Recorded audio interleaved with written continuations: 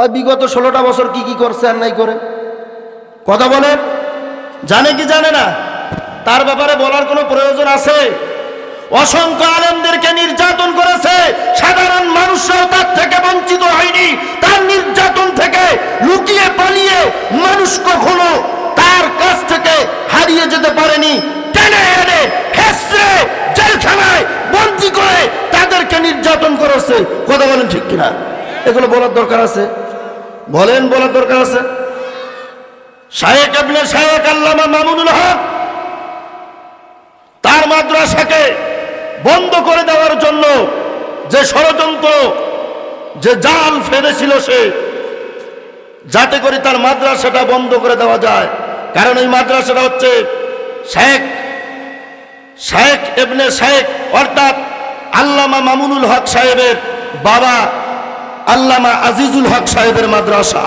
যে মাদ্রাসার থেকে আলেম বের হয়, যে মাদ্রাসার থেকে শায়েখ তৈরি হয়, যে মাদ্রাসার থেকে আল্লাহওয়ালা তৈরি হয়, ওই মাদ্রাসার হেড যিনি, তাকে যদি বন্দী করা হয় তাহলে মাদ্রাসা একদম নিস্তব্ধ বন্ধ হয়ে যাবে, দরজায় তালা মেরে যাবে।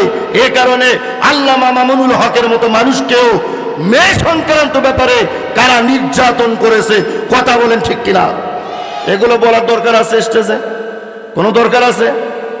আল্লামা রফিকুল ইসলাম মাদানী ছোট্ট একটা মানুষ, কলার ধরে টেনে হেসে স্টেজ থেকে নেমে জেলের মধ্যে বন্দী করে পরনের জামা খুলে ল্যাংটা বেহায়াপানা উলঙ্গ একটা নারীর সঙ্গে সিগারেট বন্দুক তাক করিয়ে সিগারেট হাতে দিয়ে ছবি তুলে ফেসবুকে আপলোড করেছে।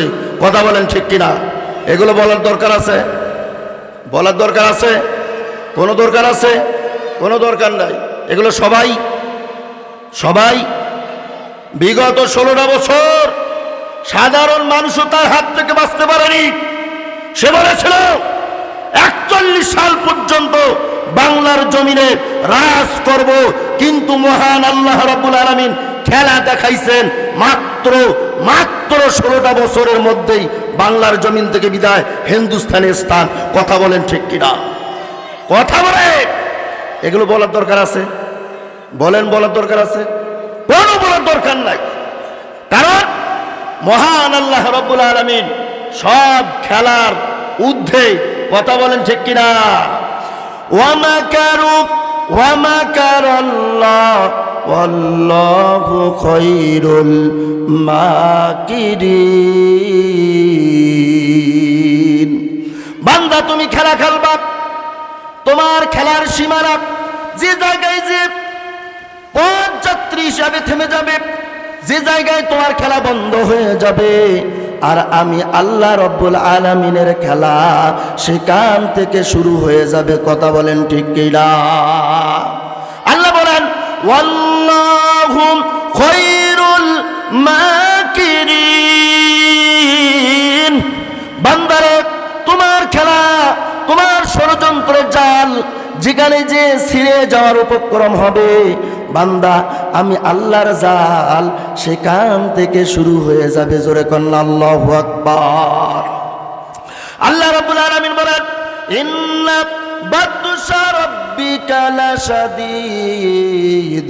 বান্দারে মনোযোগ দিয়ে শ্রবণ কর, আমি আল্লাহ এত সহজে বান্দাকে ধরি না।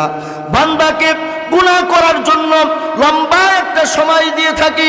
বান্দা যদি আমার কাছে ফিরে আসে, বান্দিরে যদি আমার কাছে সে ফিরে আসে, যে যদি তওবা করে, যদি আমি আল্লাহকে একবার স্মরণ করি, আর আমার কাছে যদি অনুতপ্ত শর্মিন্দা হয়, লজ্জিত হয়, আমার কাছে যদি প্রেয়ার করে, আমার কাছে যদি প্রার্থনা করে, আল্লাহ গুনাহ করেছি, আপনি আমাকে মাফ করে দেন। আল্লাহ রাব্বুল আলামিন বলেন ইন্না বাতশা রাব্বিকা লাশাদীদ।